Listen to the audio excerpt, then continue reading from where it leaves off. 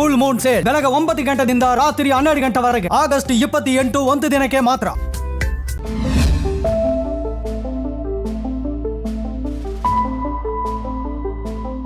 ನಮಸ್ಕಾರ, ನೀವು ನೋಡ್ತಾ ಇದ್ದೀರಾ ಜಿ ಕನ್ನಡ ನ್ಯೂಸ್. ನಾನು ಶಿವರಾಮು. ದಿನದ ಎಲ್ಲ ಪ್ರಮುಖ ಸುದ್ದಿಗಳನ್ನು ನೋಡೋಣ. ವಿಶೇಷ ಸಮಾಚಾರದಲ್ಲಿ ಟಿಬೆಟ್ ಗಡಿಯ ಸಮೀಪ ನೇಪಾಳದ ಭೋಟೆ ಕೋಶಿ ನದಿ ತೀರದ ಪ್ರದೇಶಗಳಲ್ಲಿ ಹಠಾತ್ ಪ್ರವಾಹ ಹಾಗೂ ಭೂಕುಸಿತ ಸಂಭವಿಸಿ ಮೃತಪಟ್ಟವರ ಸಂಖ್ಯೆ 165ಕ್ಕೆ ಏರಿಕೆಯಾಗಿದ್ದು 1000ಕ್ಕೂ ಹೆಚ್ಚು ಮಂದಿ ನಾಪತ್ತೆಯಾಗಿದ್ದು ಅವರಲ್ಲಿ 300ಕ್ಕೂ ಹೆಚ್ಚು ಭಾರತೀಯರು ಸೇರಿದ್ದಾರೆ. ಅವಶೇಷಗಳ ನಡುವೆ ಸಿಲುಕಿರುವವರಿಗಾಗಿ ರಕ್ಷಣಾ ತಂಡಗಳು ನಿರಂತರ ಶೋಧ ಕಾರ್ಯ ನಡೆಸುತ್ತಿವೆ. ಪರಿಹಾರ ಕಾರ್ಯಗಳಿಗೆ ಭಾರತ 10 ಟನ್ ಮಾನವೀಯ ನೆರವು ಹಾಗೂ ಅಗತ್ಯ ಔಷಧಗಳನ್ನು ಕಳುಹಿಸಿದ್ದು ಅಮೆರಿಕ $5 ಲಕ್ಷ ತುರ್ತು ನೆರವು ಘೋಷಿಸಿದೆ. ಕಠ್ಮಂಡುವಿನಲ್ಲಿರುವ ಭಾರತೀಯ ರಾಯಭಾರ ಕಚೇರಿಯು ಪ್ರವಾಹದಿಂದ ಬಾಧಿತರಾದ ಭಾರತೀಯರ ನೆರವು ಹಾಗೂ ಮಾಹಿತಿಗಾಗಿ ತುರ್ತು ಸಹಾಯವಾಣಿ ಸಂಖ್ಯೆಗಳನ್ನು ಪ್ರಕಟಿಸಿದೆ.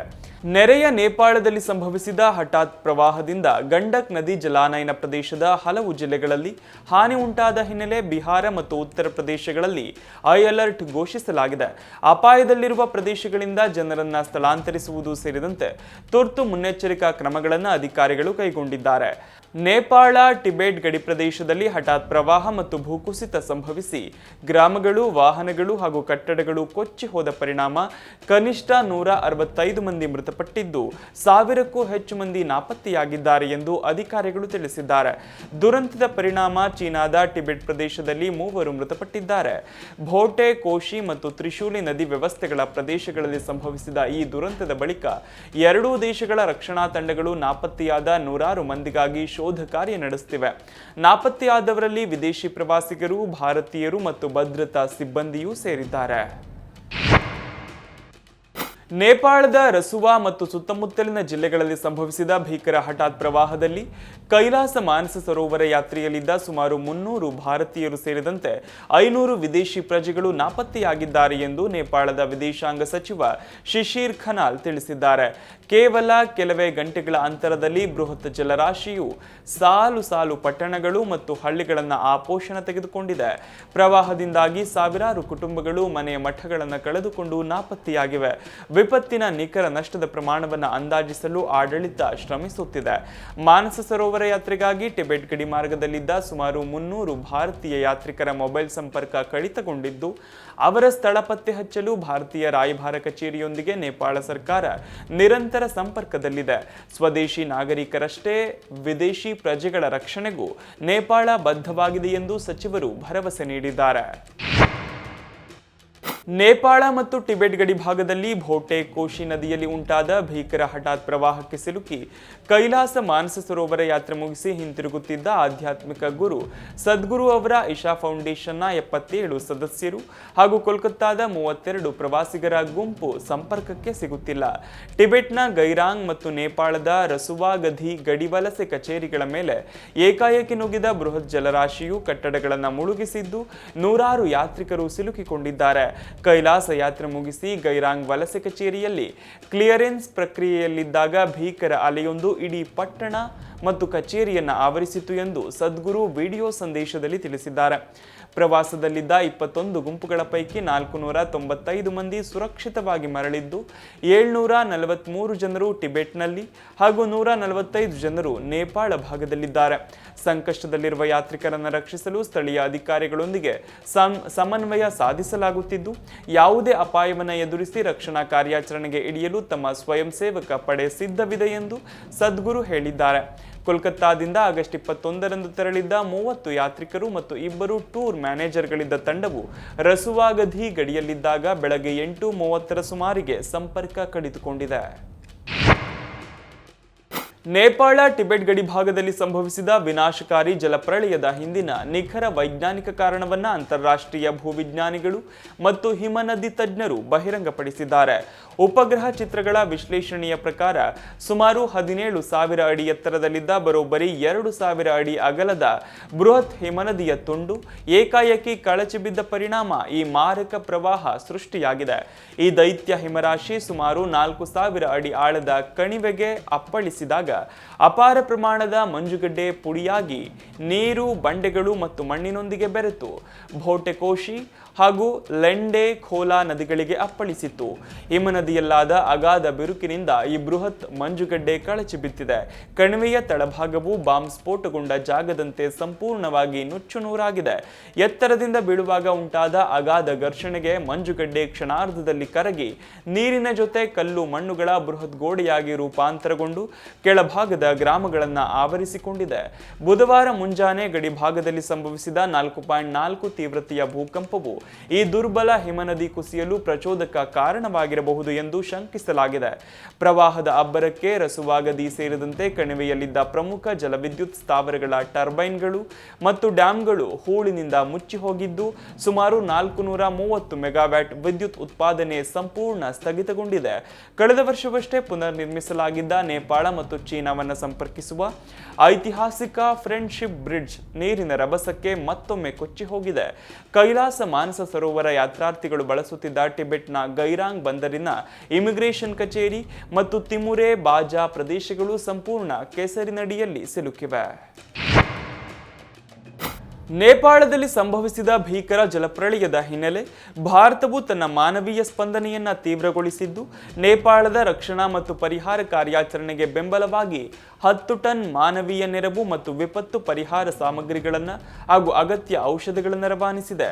ಭೋಟೆಕೋಶಿ ನದಿಯಲ್ಲಿ ಉಂಟಾದ ಭೀಕರ ಜಲಪ್ರಳಯದ ಸಂಕಷ್ಟವನ್ನು ಎದುರಿಸುತ್ತಿರುವ ನೇಪಾಳ ಮತ್ತು ಅಲ್ಲಿನ ಜನರೊಂದಿಗೆ ಭಾರತ ಗಟ್ಟಿಯಾಗಿ ನಿಲ್ಲಲಿದೆ ಎಂದು ವಿದೇಶಾಂಗ ವ್ಯವಹಾರಗಳ ಸಚಿವ ಡಾಕ್ಟರ್ ಎಸ್ ಜೈಶಂಕರ್ ತಿಳಿಸಿದ್ದಾರೆ. ನೇಪಾಳ ಚೀನಾ ಗಡಿಯ ಬಳಿಯ ಗ್ಲೇಸಿಯರ್ ಲೇಕ್ ಔಟ್ಬಸ್ಟ್ ಪ್ರವಾಹ ಗ್ಲಾಫ್ ಚಟುವಟಿಕೆಯಿಂದಾಗಿ ಭಾರತದ ಗಡಿಯಿಂದ ಸುಮಾರು 160 ಕಿಲೋಮೀಟರ್ ದೂರದಲ್ಲಿರುವ ನೇಪಾಳದ ಫರ್ಕೆ ಖೋಲಾ ಬಳಿಯ ತ್ರಿಶೂಲಿ ನದಿಯ ನೀರಿನ ಮಟ್ಟದಲ್ಲಿ ಹಠಾತ್ ಏರಿಕೆ ಕಂಡು ಬಂದಿದೆ. ಇದರ ಪರಿಣಾಮವಾಗಿ ಪ್ರವಾಹದ ಅಲೆ ಗಂಡಕ್ ನದಿಗೆ ಮುನ್ನಡೆಯುವ ಸಾಧ್ಯತೆ ಇದೆ. ಆದ್ದರಿಂದ ಭಾರತ ನೇಪಾಳ ಗಡಿಯ ಬಳಿ ಗಂಡಕ್ ನದಿಯ ಉದ್ದಕ್ಕೂ ಬಿಹಾರ ಮತ್ತು ಉತ್ತರ ಪ್ರದೇಶದ ಸ್ಥಳೀಯ ಅಧಿಕಾರಿಗಳು ಜಾಗರೂಕರಾಗಿರಲು ಮತ್ತು ಪರಿಸ್ಥಿತಿಯನ್ನು ಸೂಕ್ತವಾಗಿ ಗಮನಿಸಲು ಸೂಚಿಸಲಾಗಿದೆ.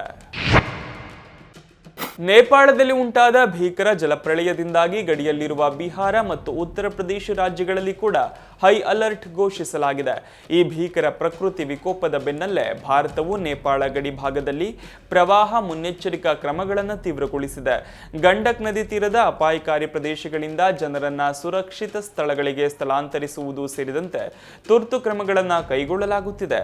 ಕೇಂದ್ರ ಗೃಹ ಸಚಿವ ಅಮಿತ್ ಶಾ ಬಿಹಾರದ ಮುಖ್ಯಮಂತ್ರಿ ಸಾಮ್ರಾಟ್ ಚೌಧರಿ ಅವರೊಂದಿಗೆ ಮಾತುಕತೆ ನಡೆಸಿದ್ದು, ನದಿಗಳಲ್ಲಿ ನೀರಿನ ಮಟ್ಟ ಏರಿಕೆಯಿಂದ ಉಂಟಾಗಬಹುದಾದ ತುರ್ತು ಪರಿಸ್ಥಿತಿಯನ್ನು ಎದುರಿಸಲು ಕೇಂದ್ರದಿಂದ ಸಾಧ್ಯವಿರುವ ಎಲ್ಲಾ ನೆರವು ನೀಡುವುದಾಗಿ ಭರವಸೆ ನೀಡಿದ್ದಾರೆ. ಬಿಹಾರದಲ್ಲಿ ಎಲ್ಲಾ ರೀತಿಯ ತುರ್ತು ಪರಿಸ್ಥಿತಿಯನ್ನು ಎದುರಿಸಲು ರಾಷ್ಟ್ರೀಯ ವಿಪತ್ತು ಸ್ಪಂದನಾ ಪಡೆಯನ್ನ ಸಜ್ಜುಗೊಳಿಸಲಾಗಿದೆ. ಭಾರತ ನೇಪಾಳದ 1751 ಕಿಲೋಮೀಟರ್ ಅಂತಾರಾಷ್ಟ್ರೀಯ ಗಡಿಯಲ್ಲಿರುವ ಸಶಸ್ತ್ರ ಸೀಮಾ ಬಲದ ಎಲ್ಲಾ ವಿಭಾಗಗಳಿಗೆ ಜಾಗರೂಕರಾಗಿರಲು ಸೂಚಿಸಲಾಗಿದೆ. ರಕ್ಷಣೆ ಮತ್ತು ಪರಿಹಾರ ಕಾರ್ಯಾಚರಣೆಗಳಿಗಾಗಿ 18 ತಂಡಗಳನ್ನು ರವಾನಿಸಲಾಗಿದೆ. ನೇಪಾಳದ ದೇವ್ಘಾಟ್ ಕೇಂದ್ರದಲ್ಲಿ ನಾರಾಯಣಿ ನದಿಯ ನೀರಿನ ಮಟ್ಟ 4.77 ಮೀಟರ್ನಷ್ಟಿದೆ. ನೇಪಾಳದಲ್ಲಿ ನೀರಿನ ಮಟ್ಟ ಮತ್ತಷ್ಟು ಏರಿದ್ರೆ ಆ ನೀರು ಸುಮಾರು 3 ರಿಂದ 5 ಗಂಟೆಗಳಲ್ಲಿ ಗಂಡಕ್ ಬ್ಯಾರೇಜ್ ತಲುಪುವ ನಿರೀಕ್ಷೆ ಇದೆ. ಉತ್ತರ ಪ್ರದೇಶ ಮುಖ್ಯಮಂತ್ರಿ ಯೋಗಿ ಆದಿತ್ಯನಾಥ್ ಅವರು ನೇಪಾಳದ ಪ್ರವಾಹ ಪರಿಸ್ಥಿತಿಯ ಬಗ್ಗೆ ಕಳವಳ ವ್ಯಕ್ತಪಡಿಸಿದ್ದು, ಮಹಾರಾಜ್ಗಂಜ್ ಮತ್ತು ಕುಶಿನಗರ ಜಿಲ್ಲೆಗಳಿಗೆ ಅಗತ್ಯವಿರುವ ಎಲ್ಲ ಮುನ್ನೆಚ್ಚರಿಕಾ ಕ್ರಮಗಳನ್ನು ಕೈಗೊಳ್ಳಲು ಸೂಚಿಸಿದ್ದಾರೆ.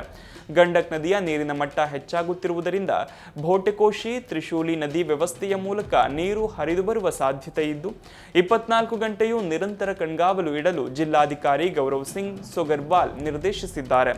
ನೇಪಾಳದಿಂದ ಹರಿದು ಬರುವ ನದಿಗಳಿಂದಾಗಿ ಬಿಹಾರ ಮತ್ತು ಉತ್ತರ ಪ್ರದೇಶದ ಹಲವು ಗಡಿ ಜಿಲ್ಲೆಗಳು ಪ್ರವಾಹಕ್ಕೆ ತುತ್ತಾಗುವ ಸಾಧ್ಯತೆ ಇರುವುದರಿಂದ ಎರಡೂ ರಾಜ್ಯಗಳ ಆಡಳಿತ ಮಂಡಳಿಗಳು ಪರಿಸ್ಥಿತಿಯನ್ನು ಅತ್ಯಂತ ನಿಕಟವಾಗಿ ಮೇಲ್ವಿಚಾರಣೆ ಮಾಡುತ್ತಿವೆ.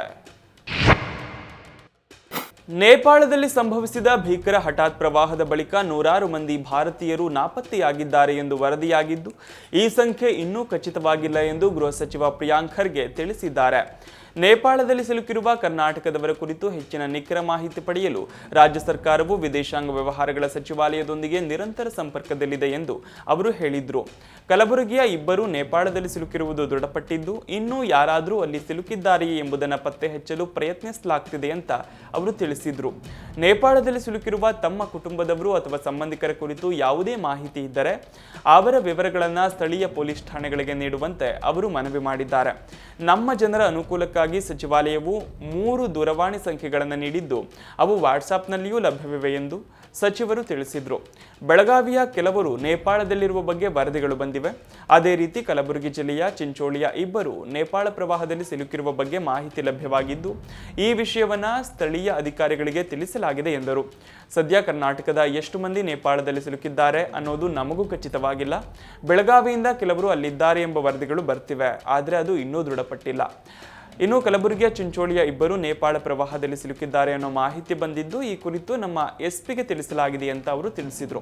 ಅಂದಹಾಗೆ ನೇಪಾಳದ ಪ್ರವಾಹದಲ್ಲಿ ಕನ್ನಡಿಗರು ಸಿಲುಕಿದ್ದು ಕಲಬುರಗಿ ಜಿಲ್ಲೆಯ ಇಬ್ಬರು ಸುರಕ್ಷಿತ ಸ್ಥಳಕ್ಕೆ ರವಾನೆಯಾಗಿದ್ದಾರೆ. ಜಿಲ್ಲೆಯ ಚಿಂಚೋಳಿ ತಾಲೂಕಿನ ಮಲಿನಾಥ್ ಕೊಲಕುಂದಿ, ಸಂಗಮೇಶ್ ಕನಕಪುರ ಸೇಫ್ ಆಗಿದ್ದಾರೆ ಎನ್ನಲಾಗಿದೆ. ನೇಪಾಳದಿಂದ ದೆಹಲಿಗೆ ಕರೆತರಲು ರಾಜ್ಯ ಸರ್ಕಾರ ವ್ಯವಸ್ಥೆ ಮಾಡುತ್ತಿದೆ. ಉತ್ತರ ಪ್ರದೇಶದ ಶಹಜಹಾನ್ಪುರ ಮಹಾನಗರ ಪಾಲಿಕೆಯ ಹಲವು ಕಾರ್ಪೊರೇಟರ್ಗಳು ಗಂಗಾಜಲ ಹಿಡಿದು ಲಂಚದ ಹಣವನ್ನು ತಮ್ಮ ನಡುವೆ ಪ್ರಾಮಾಣಿಕವಾಗಿ ಹಂಚಿಕೊಳ್ಳುವುದಾಗಿ ಪ್ರಮಾಣ ಮಾಡುತ್ತಿರುವ ವಿಡಿಯೋ ಸಾಮಾಜಿಕ ಜಾಲತಾಣಗಳಲ್ಲಿ ವೈರಲ್ ಆಗಿದೆ. ಸಾಮಾಜಿಕ ಜಾಲತಾಣದಲ್ಲಿ ವೈರಲ್ ಆಗಿರೋ ವಿಡಿಯೋದಲ್ಲಿ ಉತ್ತರ ಪ್ರದೇಶದ ಶಹಜಹಾನ್ಪುರ ಮಹಾನಗರ ಪಾಲಿಕೆಯ ಕೆಲವು ಕಾರ್ಪೊರೇಟರ್ಗಳು ಒಟ್ಟಿಗೆ ಕುಳಿತುಕೊಂಡು ಒಬ್ಬರ ಕೈಯಲ್ಲಿ ಗಂಗಾಜಲವಿರುವ ಬಾಟಲಿಯನ್ನು ಹಿಡಿದು ಲಂಚದ ಹಣದ ಹಂಚಿಕೆ ಬಗ್ಗೆ ಪ್ರಮಾಣ ಮಾಡುತ್ತಿರುವುದು ಕಂಡುಬಂದಿದೆ. ಅದರಂತೆ ಅಭಿವೃದ್ಧಿ ಕಾಮಗಾರಿಗಳಿಗೆ ಸಂಬಂಧಿಸಿದಂತೆ ಬಂದಿರುವ ಕಮಿಷನ್ ಹಣವನ್ನು ಎಲ್ಲರೂ ಸಮಾನವಾಗಿ ಮತ್ತು ಪ್ರಾಮಾಣಿಕವಾಗಿ ಹಂಚಿಕೊಳ್ಬೇಕು, ಯಾರೂ ಯಾರಿಗೂ ಮೋಸ ಮಾಡಬಾರ್ದು ಅಂತ ಅವರು ಗಂಗಾಜಲದ ಮೇಲೆ ಆಣೆ ಮಾಡಿದ್ದಾರೆ.